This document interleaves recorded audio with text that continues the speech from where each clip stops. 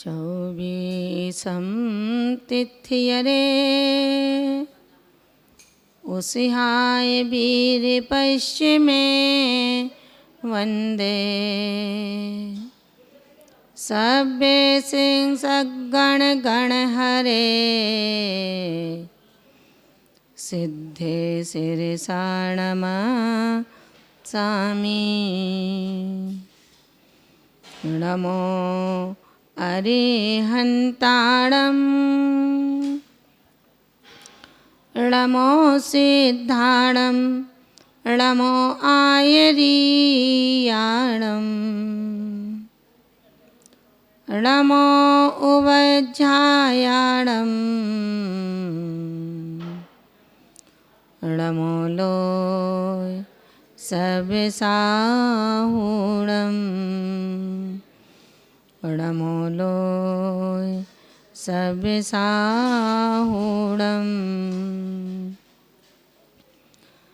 धारणे रखी ब्रसे ध्वजा करे में जिन्होंने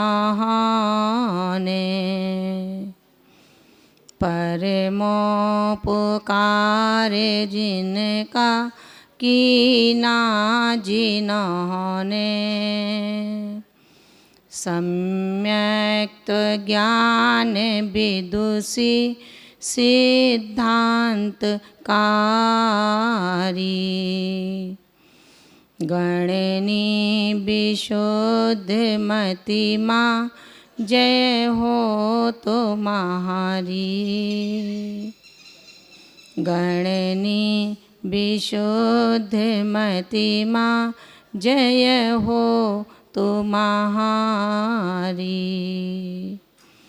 गणनी विशुद्ध मतिमा जय हो तुम्हारी। जबले आदि ब्रह्मा तीर्थंकर आदिनाथ भगवान की जय। शासन नायक तीर्थंकर श्री महावीर स्वामी की जय। चतुर्विंशत तीर्थंकर भगवान की जय। परम पूज्य गुरुदेव आचार्य श्री निर्मल सागर जी महाराज की जय। परम पूज्य भारत गौरव गुरुवर्या गणनी आर्यका श्री विशुद्ध मती माता जी की जय। पर्वराज महापर्युषण पर्व की जय। उत्तम त्याग धर्म की जय।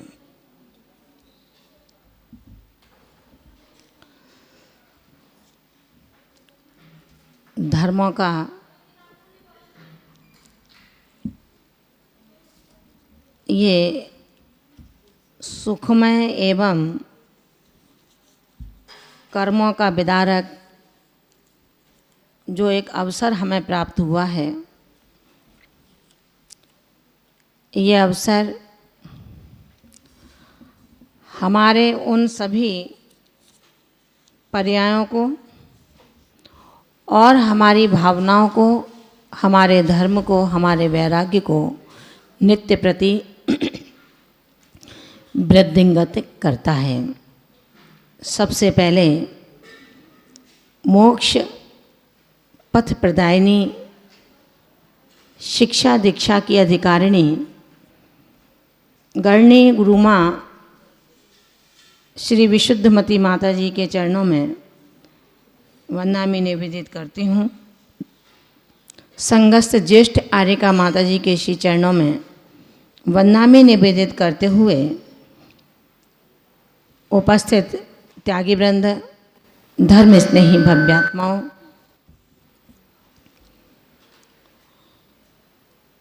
दस धर्मों का पावन प्रसंग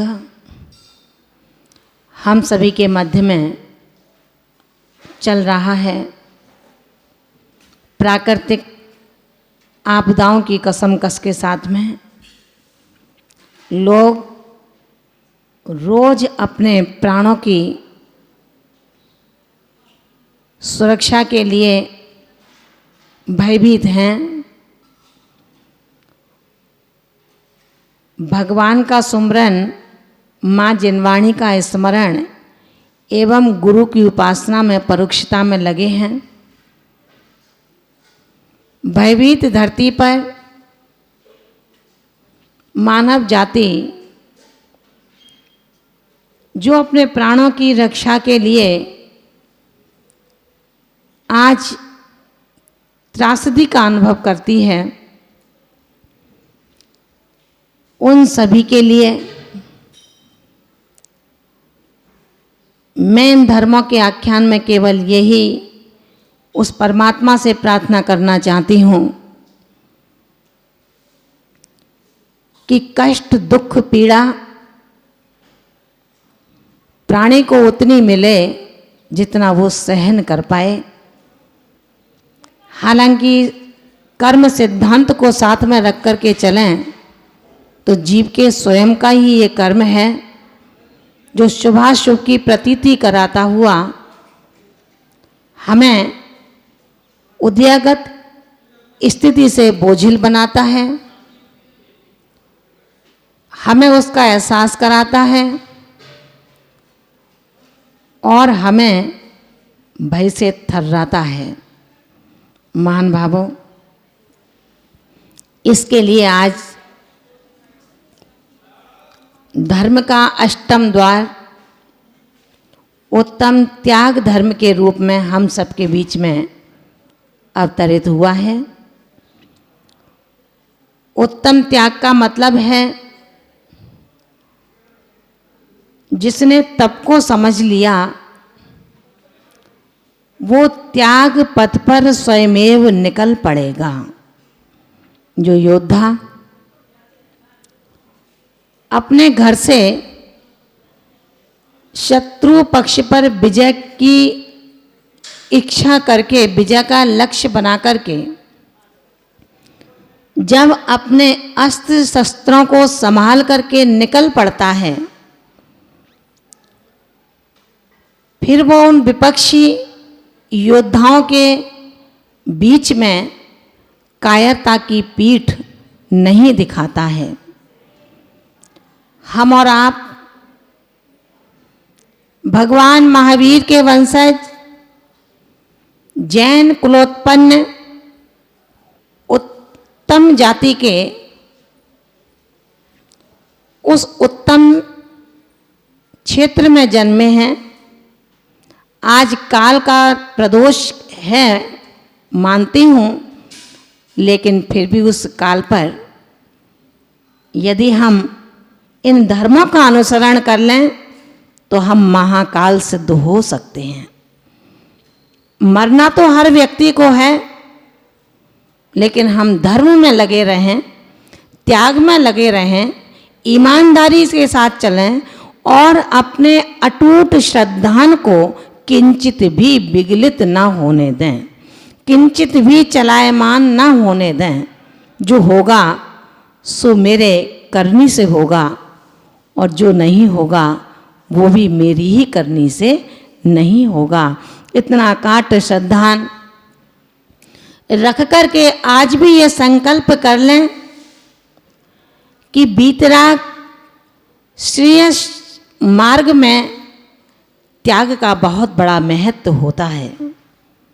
इसके लिए आचार्यों ने जैन दर्शन और जैन आगम में हम सभी को निर्देश दिए हैं कि वो त्याग धर्म दो रूप से प्रकट होता है। अगर श्रावक के लिए व्याख्या ये जैन दर्शन करता है तो उसमें श्रावक के लिए दान शब्द का प्रयोग किया गया है। और यदि यही त्याग धर्म यदि कोई साधक अपनाता है, यति अपनाता है, तो उसके लिए त्याग धर्म का उपदेश दिया है। यानी कि अपनी शक्ति को न छिपाकर इस धर्म की भावना को जो निरंतर करता रहता है, इन धर्मों को जो निरंतर पढ़ता रहता है, इन धर्मों को जो निरंतर समझता रहता है, पाप भीरू बनता है, दूसरे की निंदा बुराई से डरता है, लिए हुए नियमों को जो रात्रि में चाहे कितना भी समय हो जाए, शरीर कितना भी साथ ना दे, लेकिन जिस नियम को मैंने गुरु के चरणों में, प्रभु के चरणों में प्राप्त किया है, ऐसे प्रण को पालने के लिए वो अपने प्राणों को भी नहीं देखता है।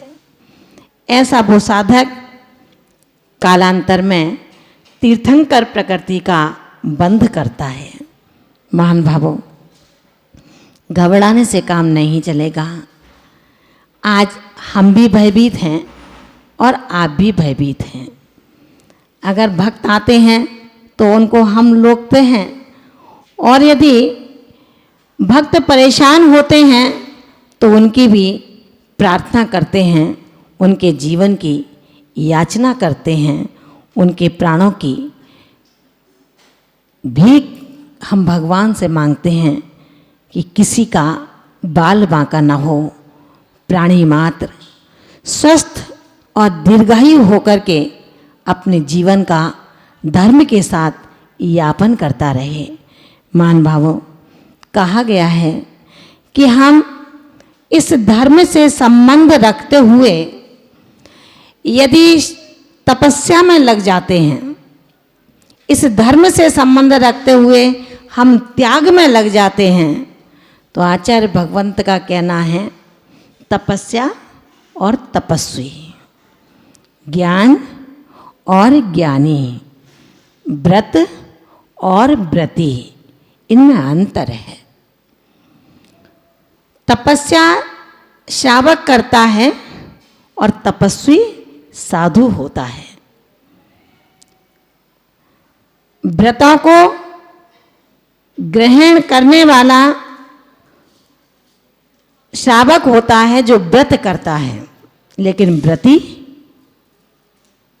श्रावक साधक होता है जो व्रत 10 लक्षण व्रत चल रहे हैं अभी, तो बहुत से लोग 10-10 उपवास कर रहे होंगे, कोई 5 कर रहे होंगे, कोई 3 कर रहे होंगे, किसी ने एकासन का मन बनाया है, ये उनके व्रत हैं। लेकिन जो व्रती हैं वो व्रती साधक होता है जो एक प्रतिमा से लेकर और निरंतर उन व्रतों से महाव्रत की यात्रा की ओर अपना प्रयाण कर जाता है। ध्यान रखना महानुभावों, व्रत और व्रती की निर्जरा में जमीन आसमान का अंतर होता है। अगर जो उपवास करते हैं उससे असंख्यात गुणी निर्जरा जो द्वितीय प्रतिमाधारी है उसकी हुआ करती है। क्यों? क्योंकि आपने जो व्रत किए हैं ये पर्व के अंतर्गत व्रत किए हैं। कोई अष्टमी चतुर्दशी के नियम से व्रत करते हैं आजीवन, उसमें एकासन, कोई उपवास जैसी जिसकी शक्ति होती है।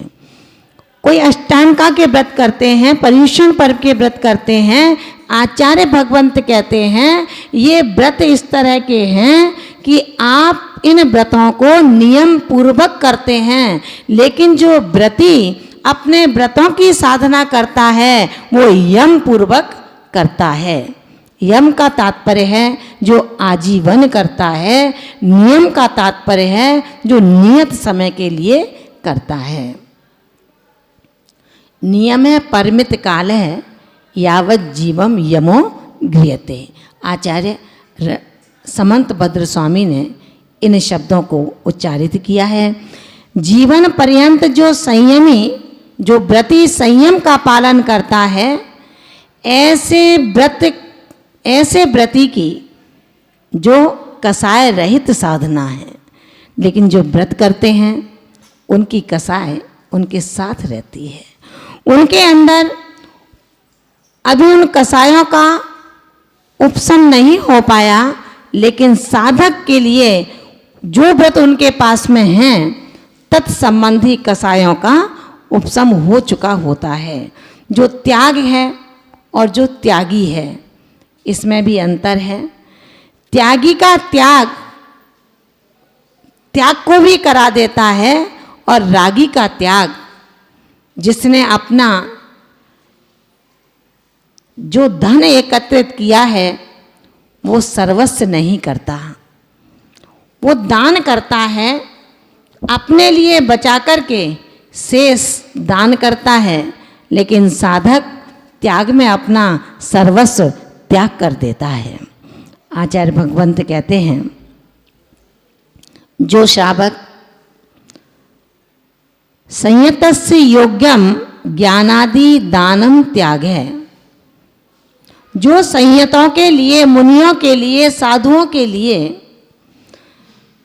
योग्य ज्ञानादि द्रव्य हैं, उनका दान करना त्याग धर्म कहलाता है। और जो उनके लिए ज्ञानादि में कारण नहीं है, बड़ी सहजता से लोग पूछते हैं, माता जी स्वास्थ्य सही नहीं है, एक माता जी का तो एसी लगा दें क्या, टेम्परेचर वो कवर कर लेगा। रे साधक,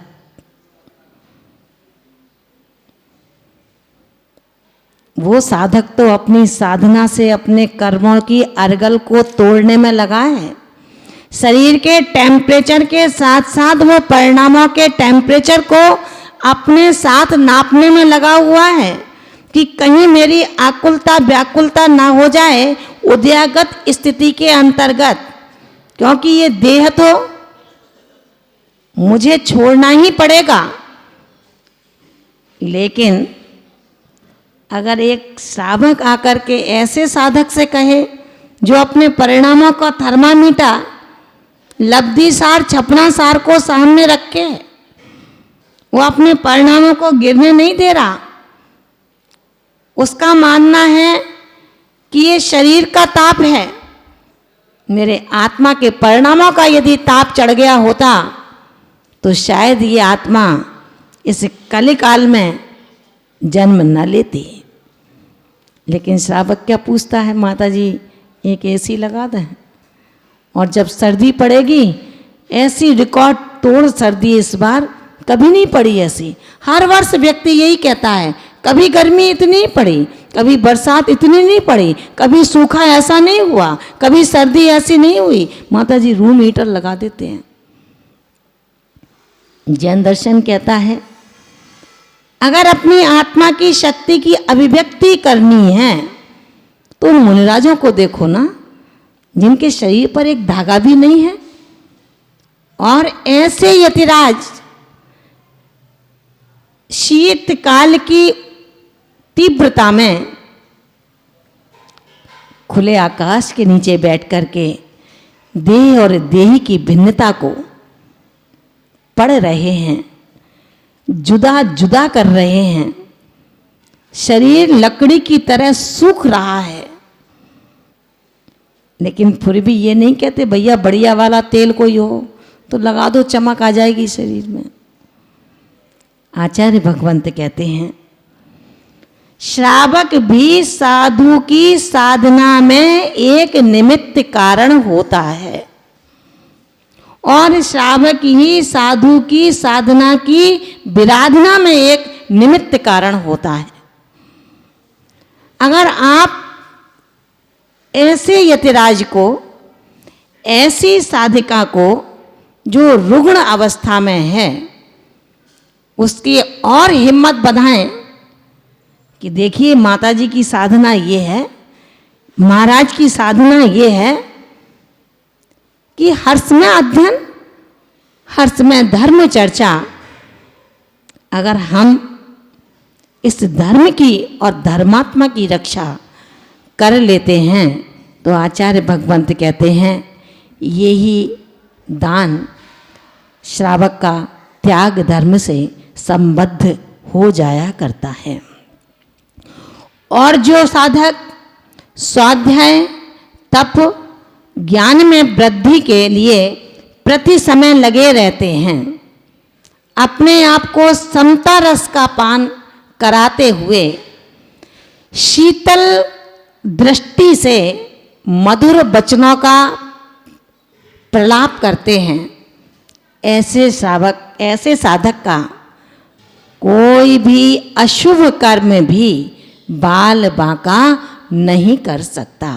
कारण सिर्फ ये है, जब एक साधक शुभ प्रवृत्ति में लगा हुआ होता है, परिणामों में कहीं से कहीं तक कोई स्खलता नहीं होती, किसी के प्रति ईर्ष्या का भाव नहीं होता, किसी के प्रति मान और अपमान की दीवारें उसकी दृष्टि में नहीं आती।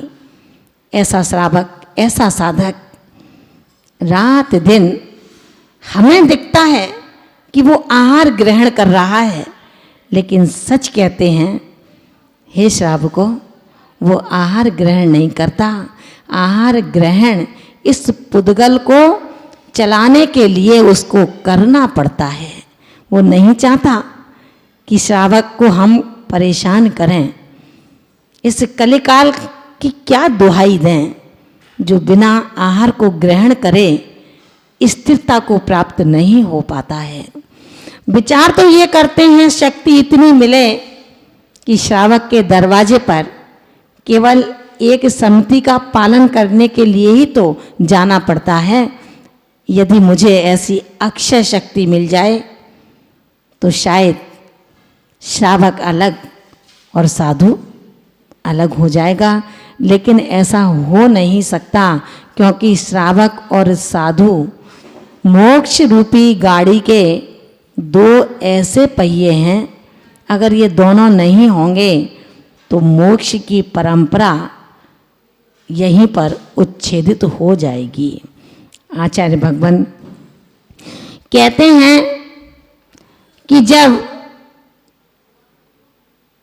श्रावक से ऊपर उठकर के एक आत्मा साधक की पर्याय को प्राप्त कर लेता है, अब वो साधक बन गया, अब श्रावक नहीं रहा।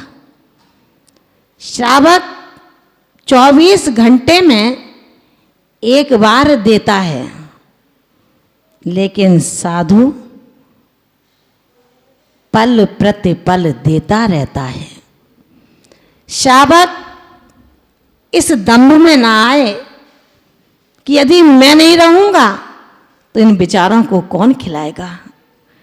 जैन दर्शन कहता है महावीर के शेर बेचारे नहीं होते, दीनहीन नहीं होते, वो दया के पात्र नहीं होते। उनके अंदर तो इतना सिंहपना है, अगर नवदा भक्ति नहीं होगी तो उपवास मंजूर है, लेकिन तेरे दर पर तेरे उस ग्रास को स्वीकार करना मंजूर नहीं है। ये वीरों का मार्ग है, ये कायर का मार्ग नहीं है, ये अयाचक वृत्ति का मार्ग है, ये याचना का मार्ग नहीं है। ये संत हैं, ये साधु हैं, ये साधक हैं, ये कटोरा लेकर भिक्षा का दान नहीं मांगते। इसीलिए कहा है श्रावक अपने दान को छिपा करके दे और साधक अपने नियमों को छिपा करके करे। शोरगुल ना हो, प्रचार और प्रसार ना हो, क्योंकि जैन दर्शन ने कहा है अगर आपके पॉकेट के अंदर गुलाब रखा है तो उसे घुमाने की, दिखाने की आवश्यकता नहीं है। जहाँ आप बैठेंगे वहाँ का वातावरण सौरभ में होगा, खुशबू होगी। लोगों ये जरूर कहेंगे इतनी सुंदर सुवास आखिर आ कहाँ से रही है, यहाँ कोई उद्यान भी तो नहीं दिखता। महान भावों, जिसके अंदर तप का तेज होता है, जिसके अंदर दया का स्रोत बहता है, जिसके अंदर नम्रता की शीतलता होती है, ऐसे व्यक्ति के लिए क्या आवश्यकता है कि उसका नाम लेकर के बताया जाए कि ये इतना नम्र है, शीतल है, मधुर है। उसकी प्रभावना तो उसके आचरण से, उसके बोलने से, उसके उठने और बैठने से स्वयमेव हो जाया करती है।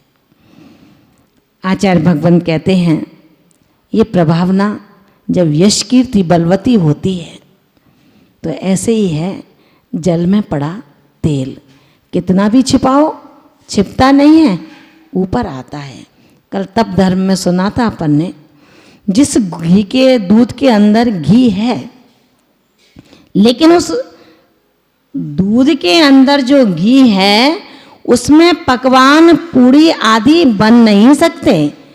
एक मेघपना दिख रहा है, घी है, केवल इतना पता है उस घी की सिद्धि के लिए जो पुरुषार्थ किया गया, उस पुरुषार्थ के माध्यम से जो घी को निकाला गया, अब उस घी की पर्याय को यदि दूध में मिलाया जाए तो हम दूध और घी को अब एक मेघ नहीं कर सकते।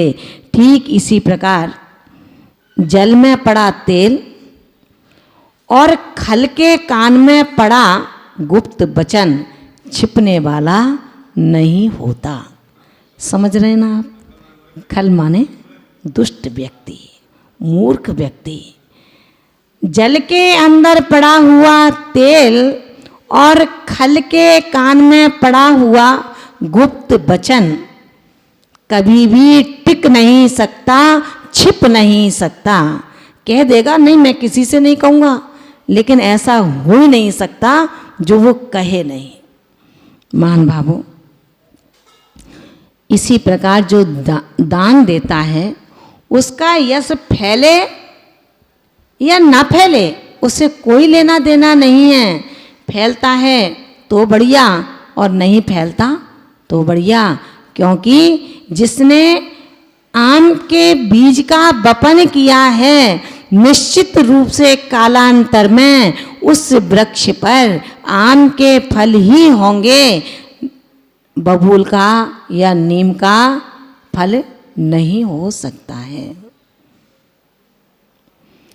आचार्य भगवान हमें बहुत समझाते हैं। माँ भगवती के एक एक शब्दों के अंदर ऐसा रस है। कहते हैं कर्म जैसे करोगे फल भी वैसा मिलेगा, कर्म जैसे करोगे फल भी वैसे मिलेंगे। नीम बोने वालों को आम कैसे मिलेंगे, कर्म जैसे करोगे। भजन नहीं सुना रही, कोई संगीत नहीं है, कोई गीत नहीं है। आचार्य भगवान ने जो निश्चय त्याग का उपदेश दिया तो उन्होंने लिखा जिसका अर्थ है त्याग। जो साधक संसार के जितने भी द्रव्य हैं, अपना द्रव्य एक जीव द्रव्य है और अपने जीव द्रव्य का स्वभाव जानना और देखना है, बस यही है ना। आचार्य भगवंत कहते हैं वो साधक सारे और जो द्रव्य हैं वो पर द्रव्य हैं, दूसरे द्रव्य हैं, तेरे अपने नहीं हैं। ऐसे पर द्रव्यों से जो मोह छोड़कर संसार देह और भोगों से उदासीन परिणाम रखता है, वो उत्तम त्याग धर्म से जुड़ जाया करता है। संसार, शरीर और भोग मुझे बहुत अच्छे लगते हैं माता जी, कैसे छोड़ा जाए। इस भव में मिले हैं, करनू जितना इसका आनंद लेना है अगली पर्याय किसने देखी है। आचार्य भगवंत कहते हैं हे पुण्यार्थी, तुमने ही वो पर्याय देखी है और इस पर्याय को भी तुम्ही ने हासिल किया है। परिणामों को अच्छा रखा, धर्म को समझा, धर्मात्मा को सर माथे रखा, कभी अवहेलना नहीं की। आवश्यकता पड़ने पर खुद तो भूखे रहे लेकिन उस साधक को भूखा नहीं रखा। करनी ने आज तुझे उच्च गोत्रीय बना दिया, लेकिन धिक्कार है तेरे उन परिणामों को। उच्च गोत्री बनकर के भी नीच गोत्री कार्य करता है। जैन कुल में उत्पन्न होने के बाद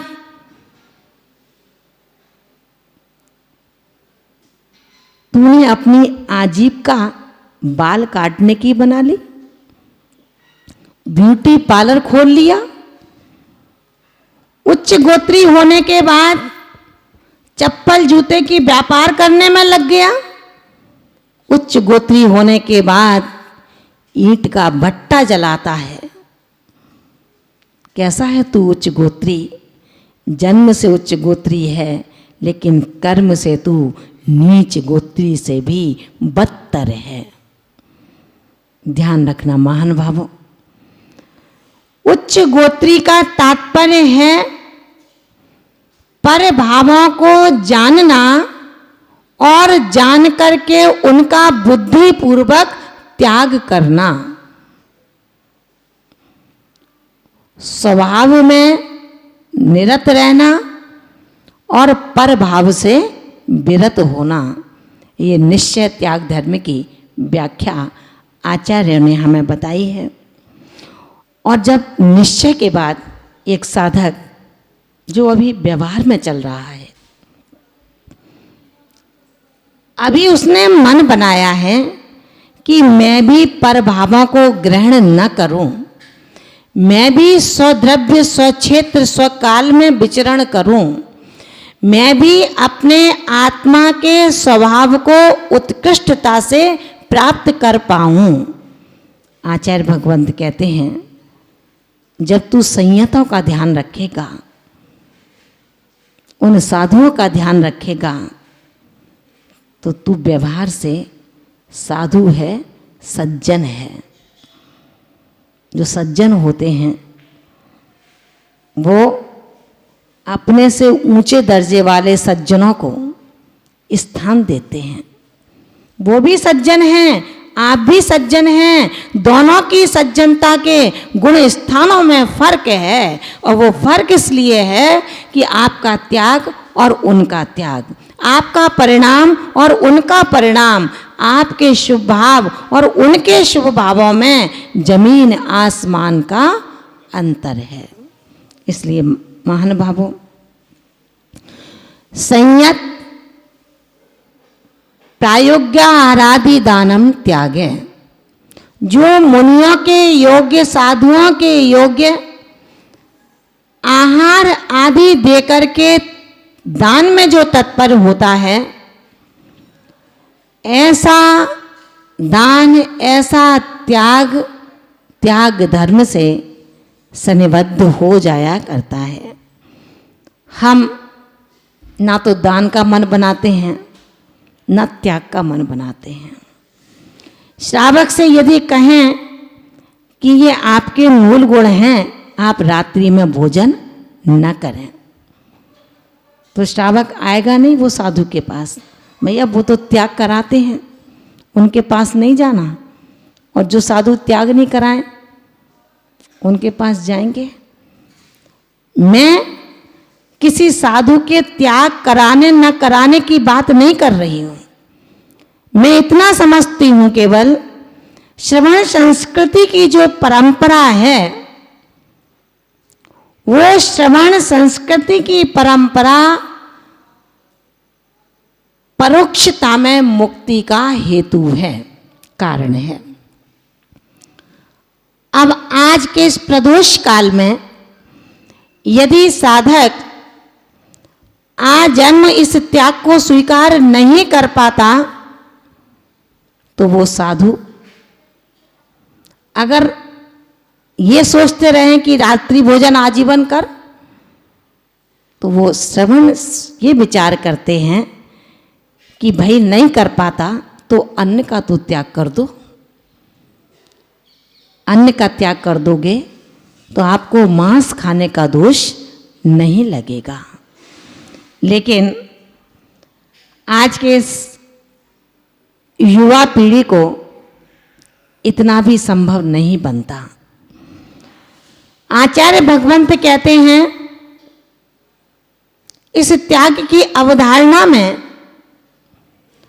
जो एक नियत काल के लिए त्याग किया है, वो नियम की श्रृंखला में आता है। उस नियम को खेद रहित पालन करना, अपने योग की धारा को उपयोग में परिवर्तित कर देना। योग की धारा उपयोग में वो ही परिवर्तित करेगा जो रात दिन अशुभ योग से बचकर शुभ योग की प्रवृत्ति से और शुभोपयोग में आना चाहता है। अभी भी शांति नहीं है मन में। शुभोपयोग में आने के बाद मंजिल दिखती है। उस वृक्ष पर बैठी हुई चिड़िया की आंख को लक्ष्य बना करके भेद करना है। उस पार्थ के लक्ष्य की दृष्टि को हे सुपात्र तू धारण कर ले। आप दाता कहलाते हो और ये सब पात्र कहलाते हैं। पात्रों को जब दाता अपने हाथ से दान का त्याग करता है, वो पात्र के दान का ये प्रभाव होता है कि दाता अगर उत्तम पात्रों को दान देता है, महापात्रों को दान देता है, उसी भव से तीर्थ मोक्ष के लिए अपना रिजर्वेशन करा लेता है। महान भावों, ध्यान रखना, आज महापात्र इस प्रदोष काल में भरत क्षेत्र में दिखाई नहीं दे रहे, लेकिन ऐसा नहीं है, महापात्रों का अभाव है। आप ये विचार करें भैया महापात्र आएंगे, मैं तो तभी आहार दूंगा अब, क्योंकि मोक्ष जाना है मुझे। ध्यान रखना, महापात्र आज मिलेंगे नहीं। पात्रों को आप, सुपात्रों को आप दान देंगे नहीं तो आप ना दाता रहेंगे और ना श्रावक रहेंगे। आपके ये हाथ सर्प का फण बनेंगे। आपका घर शमशान की भूमि बनेगा और आपका जो अन्न का पिंड है वो मांस के समान होगा। जो सुपात्रों के लिए दान ना हो, जिसका मन ही ना हो, ऐसे बहुत से जैन होंगे जिन्होंने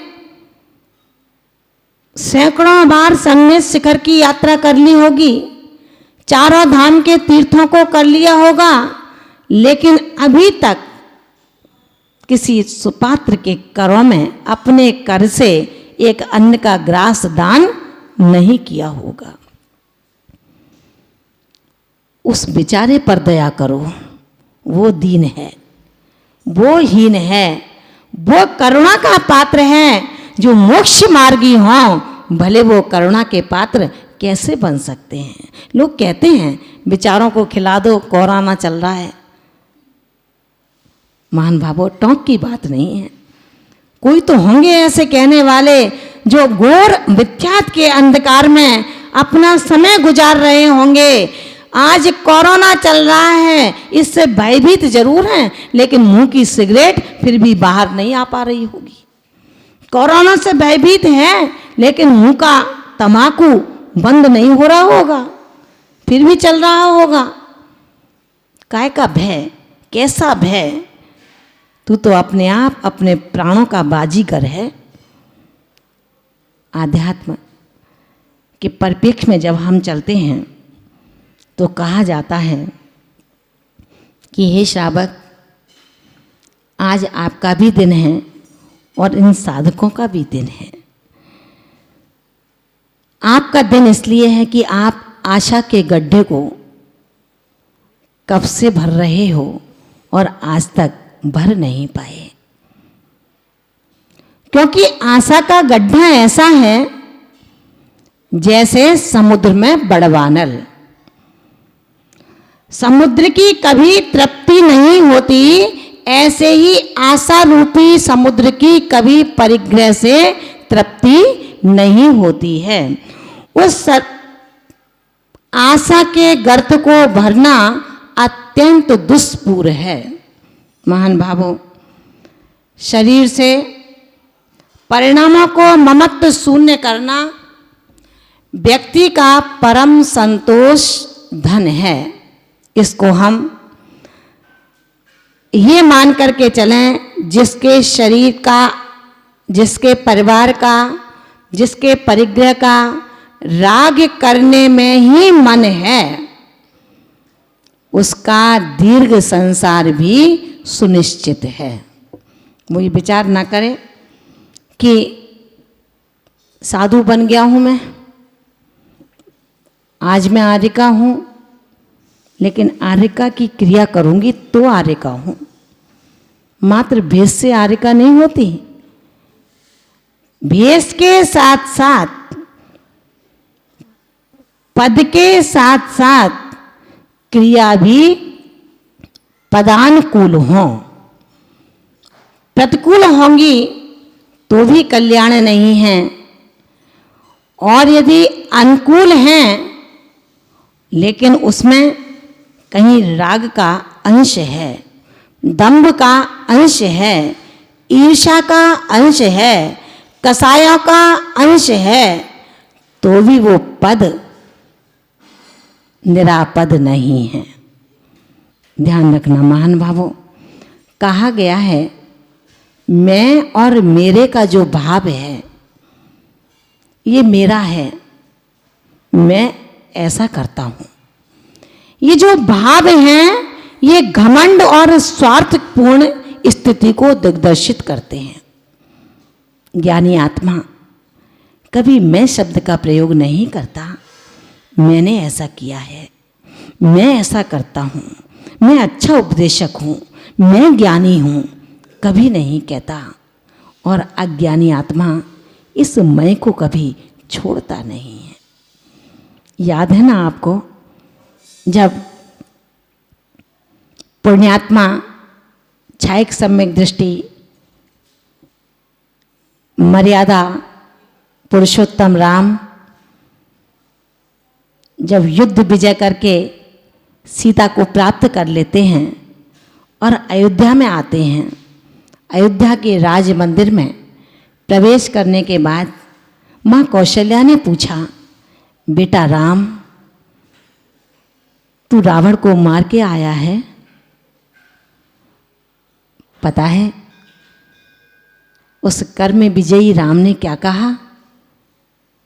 आप और हम होते तो सीना चौड़ा करके कहते, हाँ मैं अपने बाहुओं से मार के आया हूँ, वो है कौन मेरे सामने। लेकिन छायक सम्यक दृष्टि, सौंदर्यता और धैर्यता की अप्रतिम मूर्ति थे। उन्होंने बड़ी कुशलता से कहा कि नहीं माँ, मैंने राम को नहीं मारा, वरन राम के मैंने उसको मारा है, मैंने नहीं मारा।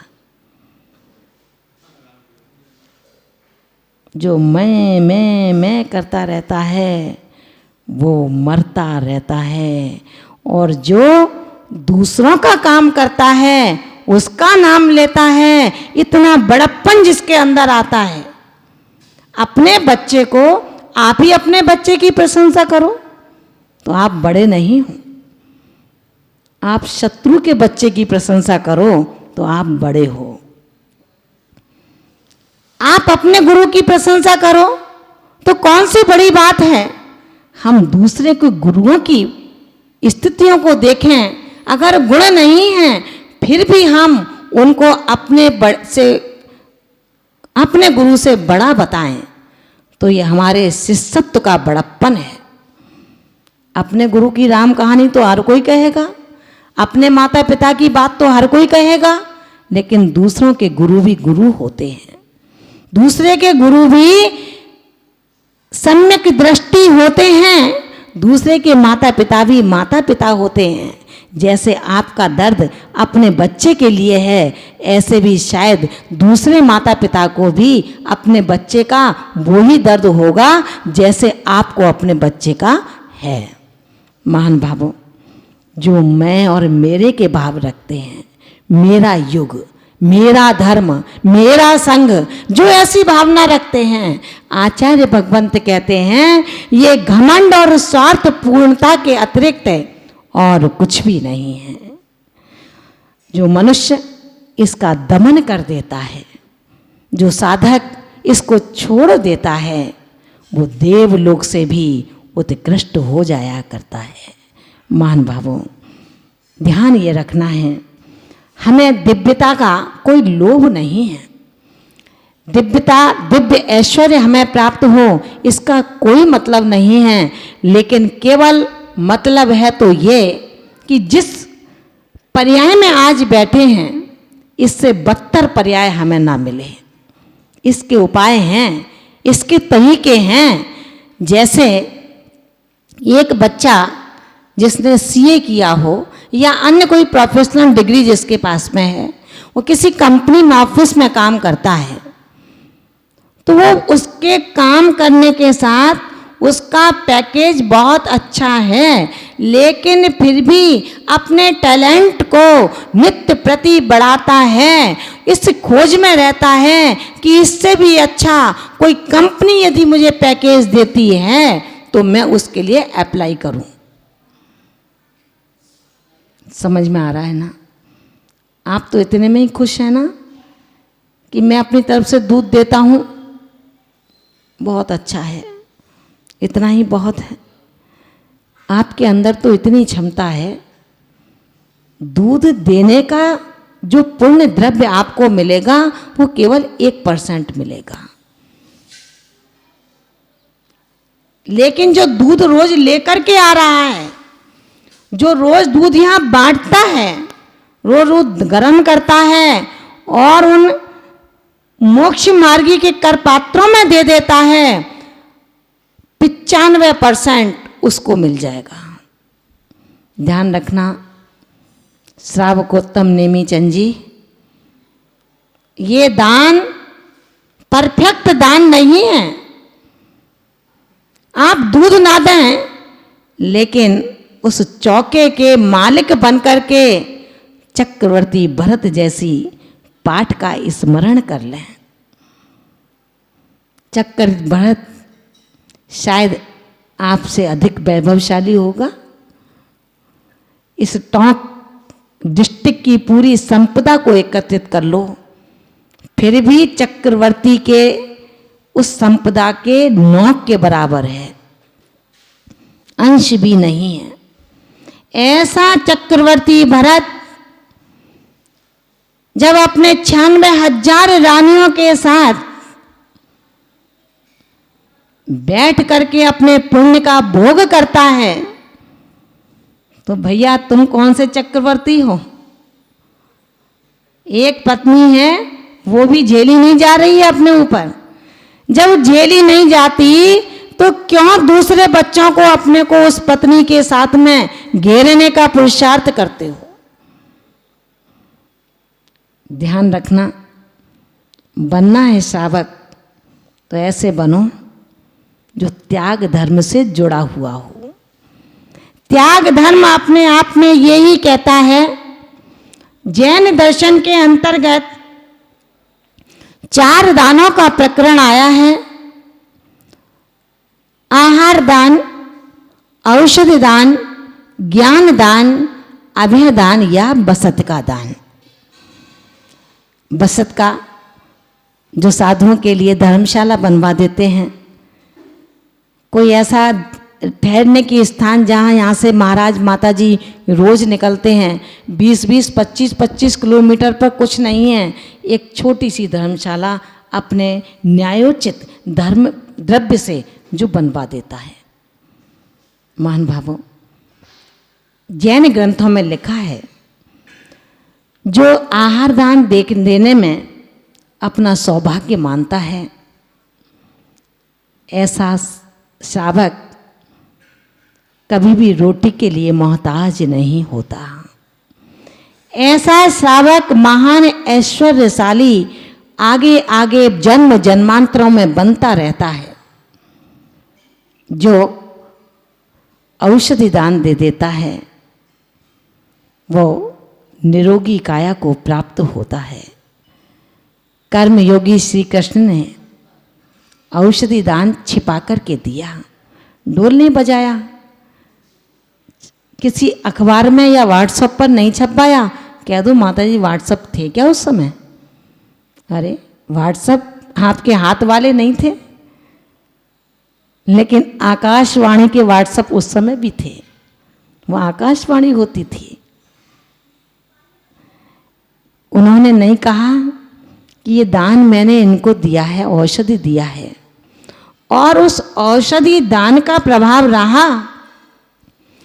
जिस मन के अंदर ये वेदना हुई कि इस यति की इस रोग को मैं कैसे दूर करूं, कैसे इसको शांति मिले, अपने धर्म ध्यान में रत हो जाए, इसका परिणाम इसकी आत्मा के अन्वेषण में है, तो बस इसको कैसे भी इतना स्वास्थ्य मिल जाए कि अपने आत्मा के अन्वेषण में दत्त चित्त रहे। ऐसा विचार कर्म योगी कृष्ण करते हैं और चुपचाप, आपकी तरह नहीं। आज बड़ी माता जी कौन से चौके में जाएंगी, उनकी व्यवस्था उस चौके में करना तो बढ़िया है। अगर साधक अपने आप में जगह ना हो तो शायद आप तो उनके नियमों को खिलौनों की तरह पलवाते रहेंगे। कर्मयोगी श्री कृष्ण ने जितने चौके लगे थे उन सब में औषधि के लड्डू को वितरण करवाया। न जाने ये साधक किस चौके में जाएंगे। और आप जैसे साधक मिल जाते तो कहते महाराज बीमार हो, इसी चौके में पड़क जाना। कौन इतने लड्डू बनाए, इतना द्रव्य खत्म करे, इतना घी खत्म होगा, कहाँ से लेकर के आएंगे?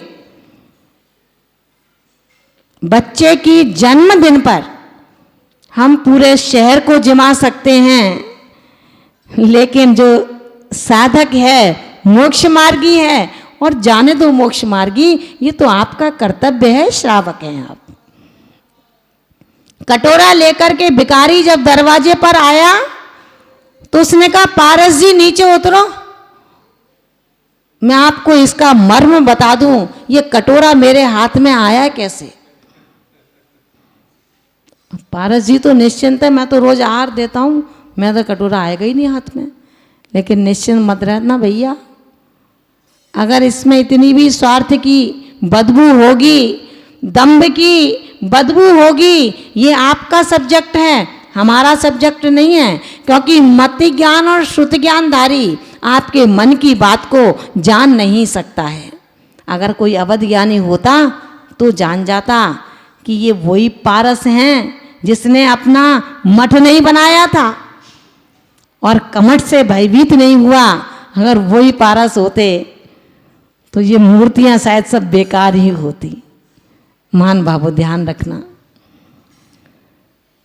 हम ऐसे दान को करें जो छिपा करके हो, साधु की चर्या में भी दोष ना लगे और आपके दान में चक्रवर्ती ब्याज का योग जुड़ जाए।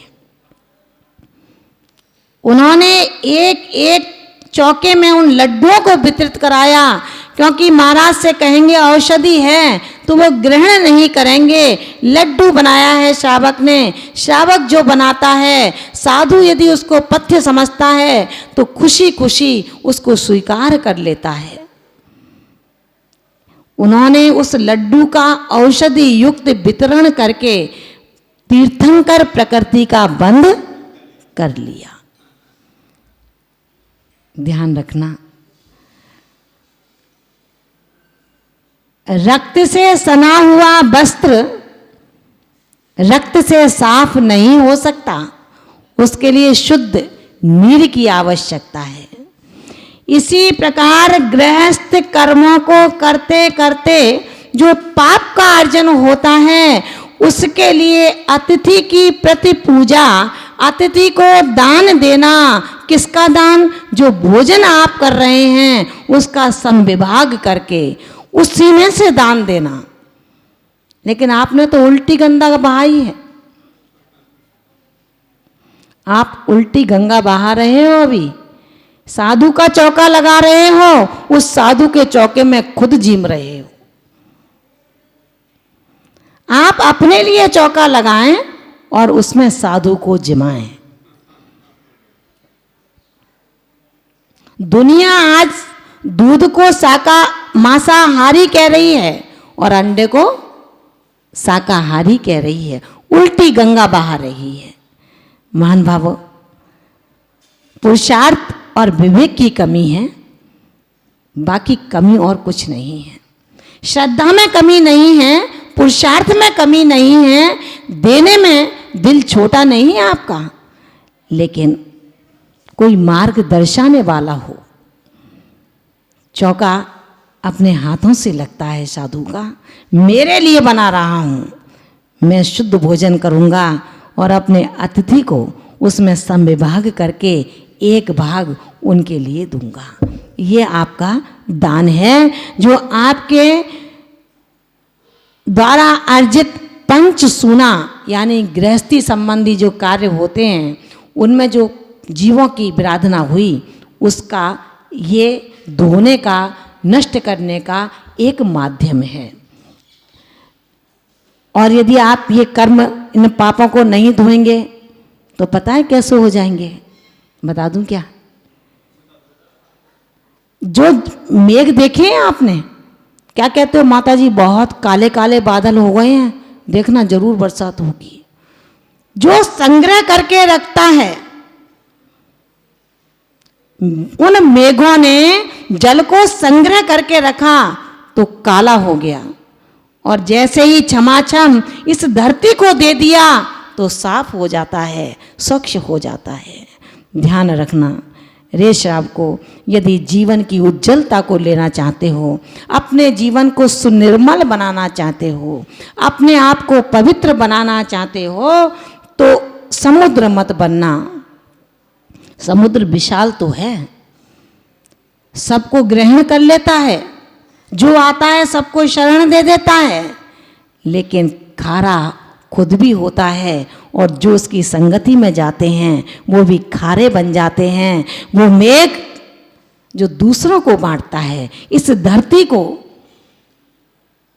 जो सूखी थी, प्यासी थी, उसको जल की बरसात दे करके खुद भी स्वच्छ हो जाता है, और इतना मीठा जल देता है कि धरती खुश होकर के प्राणी मात्र के लिए नवीन अंकुरों को पैदा कर देती है। भारत की इस संविधा का, इस प्रकृति का यही तो एक बहुत बड़ा दान रहा, जिसने जो लिया कण भर लिया और टन भर वापस कर दिया।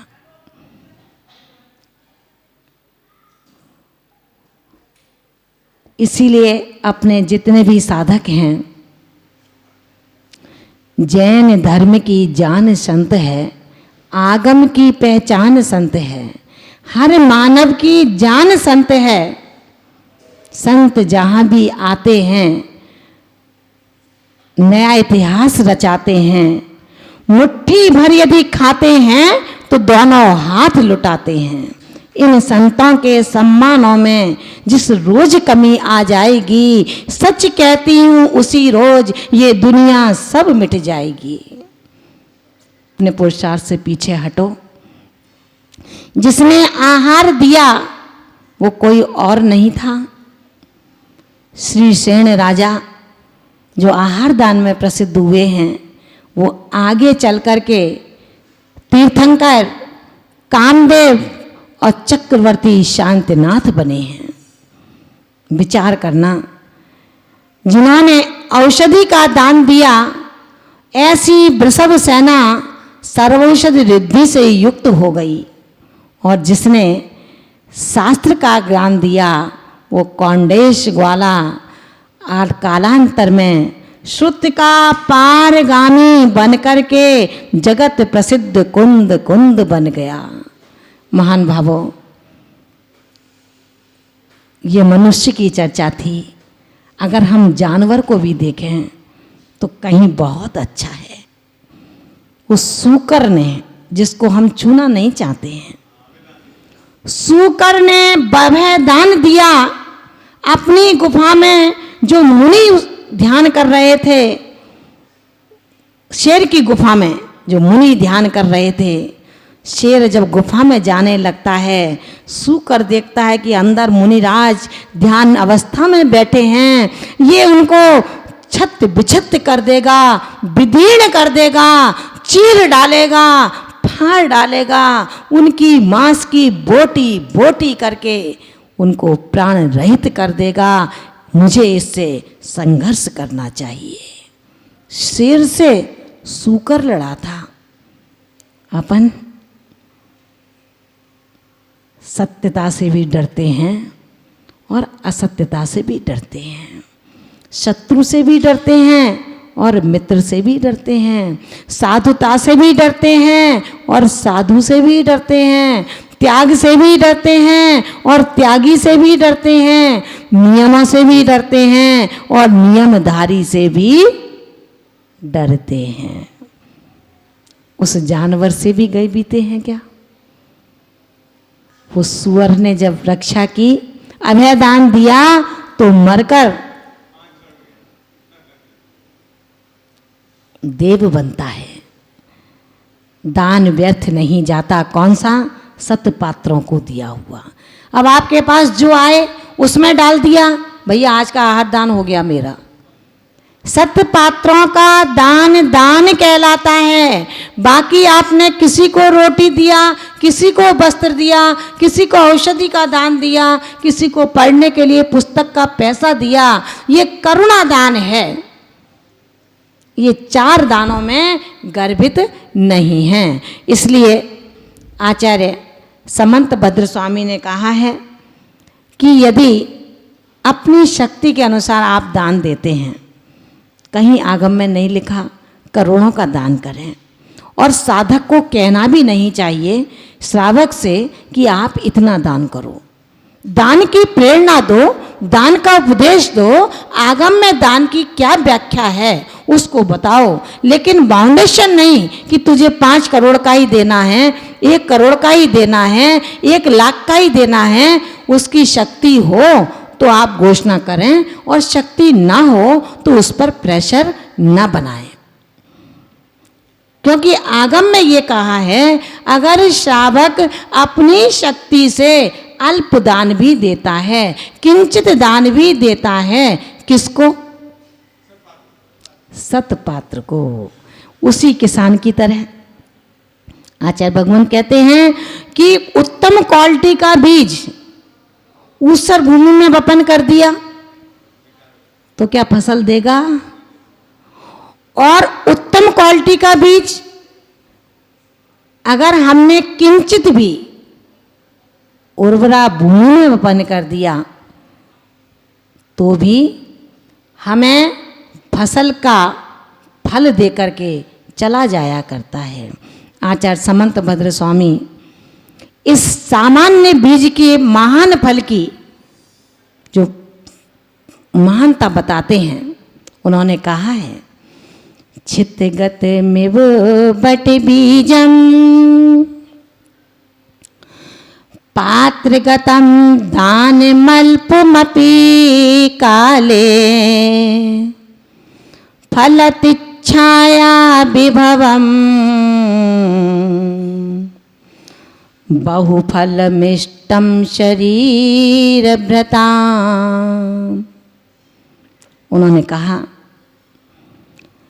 कि जो शरीर व्रताम संसारी ऐसे जीवों के लिए, ऐसे प्राणियों के लिए छित गट मिव बट बीजम, भूमि के अंदर जो सामान्य बीज वपन किया है वो कभी समय आने पर बट वृक्ष जैसी छाया का उपयोगी बन जाया करता है। ठीक इसी प्रकार पात्र को जो अल्प दान दिया है, बेशक आप पानी दो, लेकिन जल भी अपने हाथ से खींच करके, उसका छान करके, उचित रीति से प्रासुक करके उस पात्र के हाथ में रखोगे तो वो माटी के पात्र भी स्वर्ण के पात्र में परिवर्तित होकर जो कौंदों के छिलके रखे हैं वो भी एक रसदार मधुर खीर में परिवर्तित हो जाया करते हैं। महान भावों, आचार्यों ने कहा कि पात्रों को दिया गया अल्प दान भी कालांतर में विराट फल के रूप में अभ्युदय और निश्चय सुख को प्रदान करने वाला हुआ करता है। इस तरह आचार्य भगवान ने त्याग धर्म से हमें जो भी कुछ उपदेश दिया है, उन्होंने सिर्फ यही समझाया और यही मार्गदर्शित किया कि आप अपने जीवन में इतने उदार बने कि खुद भी भूखे ना रहें और साधु को भी भूखा ना रहने दें। आप अपने जीवन का जो बीमा कराते हैं, ये बीमा शायद आपके लिए उपयोगी ना सिद्ध हो, लेकिन यदि भगवान महावीर के उस बीमा एजेंट से अपना बीमा कराएंगे तो आप हमेशा हमेशा के लिए उस बीमे की राशि को अपने लिए प्रयोग में लाते रहेंगे। महान भावों, भरतेश आंखों से टप टप आंसू बहाता है। सेवकों ने आकर कहा कि महाराज क्या हुआ?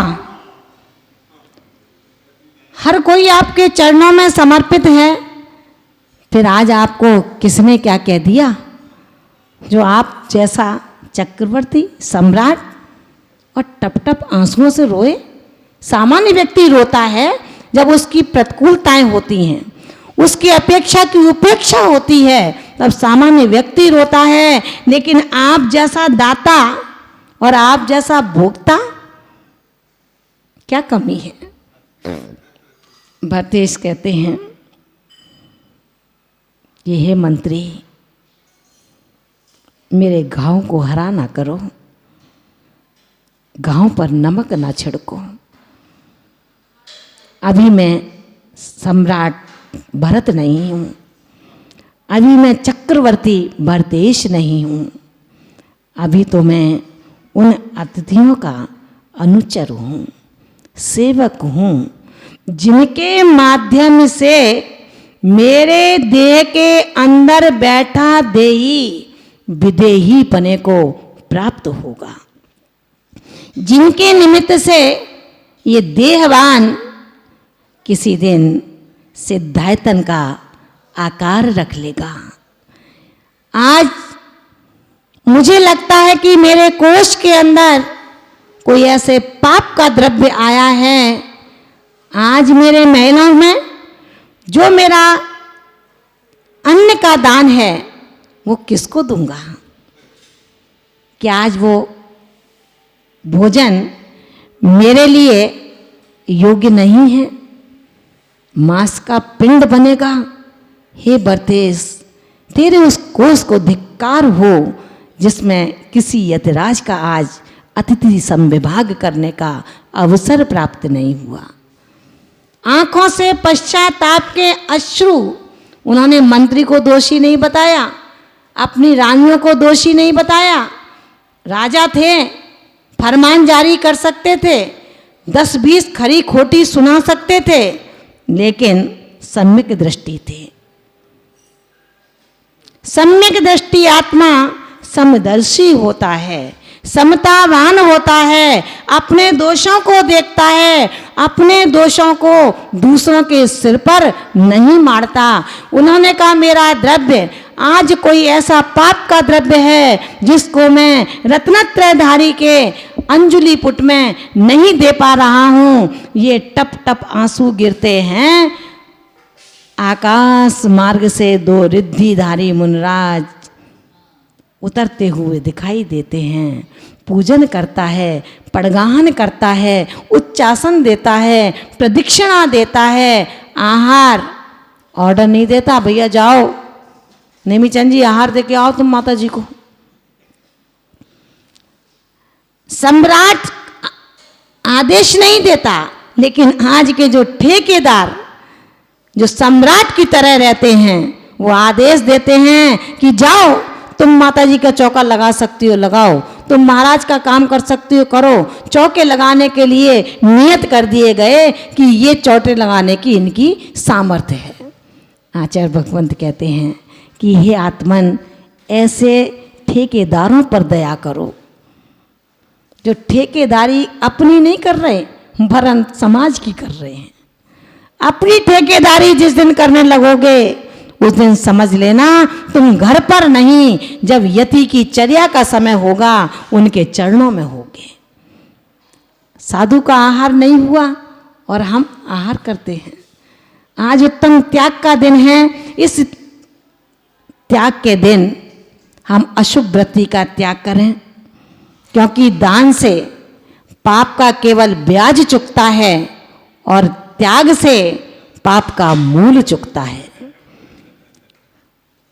दान से केवल ब्याज चुकाना है और मूल को रखना है, तो फायदा क्या है? बार बार ब्याज चढ़ता ही रहेगा।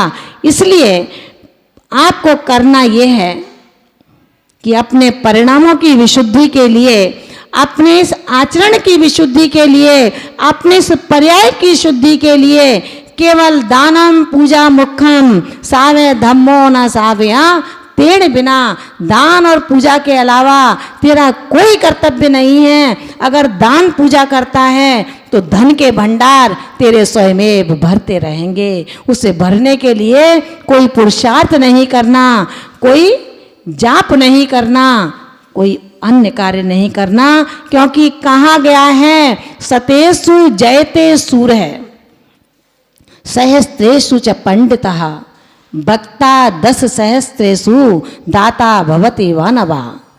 सूरवीर 100 में से एक होता है, पंडित 1000 में से एक होता है, वक्ता 10,000 में से एक होता है, लेकिन जो दाता होता है वो कदाचित दाता ही होता है, उस जैसा कोई दूसरा नहीं होता है। इसलिए धन ब्याज से दुगना, व्यापार से चौगुना, खेती से सौगुना और सुपात्र के दान से अनंत गुणा हुआ करता है। इसलिए महान भावों, आज के इस त्याग धर्म को हम समझने की कोशिश करें, अपने कर्तव्यों का बोध करें। घर में बैठकर के सड़ जाओगे, मर जाओगे, लेकिन तर नहीं पाओगे। खिलखिलाना है तो पुण्य के लिए इस त्याग धर्म को अपना लो। जो जीवित चेतन कृतियां हैं, जो चलते फिरते तीर्थ हैं, इनकी सेवा में लग जाओ। अन्न का दान जब तक ना दो तब तक पानी की बूंद मुंह में मत डालो। और यदि बिलबिलाना है कीड़ों की तरह तो जो चाहो सो करो, उसके लिए जो है सो जिनवाणी में कहा है। इसके अलावा आखिर और क्या कहा जा सकता है? इन्हीं भावनाओं के साथ में महान भावों केवल यही कह सकती हूँ कि अपने इस व्यापार को अच्छा करने के लिए हम हर तरह से अपने आप को संभालने की कोशिश करें और चिंतन शैली को निरंतर बढ़ाते रहें, कर्तव्यों का बोध करें। आज नहीं तो कल, कल नहीं तो परसों, जब भी चेतना चाहो चेत जाना। जब तक सूरज की अंतिम किरण दिखाई देगी तब तक भी कहा गया है, सुबह का भूला शाम को भी यदि घर लौट आता है तो भूला नहीं कहलाता है। बहुत ही शांति के साथ, एकाग्रता के साथ आप सबने इस जिनवाणी के कथन को श्रवण किया है। आप सबकी इस उदारता के लिए, आप सबकी इस एकाग्रता के लिए मैं बहुत अनुग्रहित हूँ। आप सबके लिए प्रार्थना करती हूँ वो पावन परमेश्वर आप सबको असीम सौंदर्य, चिरंजीवता, आरोग्यता, समृद्धता प्रदान कराता हुआ आपके रग रग में त्याग धर्म का ऐसा राग भर दे कि आपका त्याग, आपका दान कभी आपसे दूर ना रहे। इन्हीं सद्भावनाओं के साथ आज की जाप रहेगी। ओम ह्रीम तप त्याग धर्मंगाय नमः। आज सबके लिए नियम रहेगा कि अपनी थाली में हम जो अच्छे से अच्छा आएगा पहले अपने बुजुर्ग माता पिता को खिलाएंगे। अगर माता पिता नहीं हैं तो आपके बड़े भाई होंगे, उनको खिलाएंगे। बड़े भाई भी जिनके नहीं हैं तो सबसे पहले जिस कन्या को किसी दूसरे के यहाँ से लाए हो वो दाता था, उसको पहले खिलाएंगे। आज त्याग धर्म का दिन है, आज आप दाता बनेंगे और जो आपसे लेगा वो तीर्थ का उन्नायक करने वाला होगा। इन्हीं परिणामों के साथ में जय बोलिए उत्तम त्याग धर्म की जय।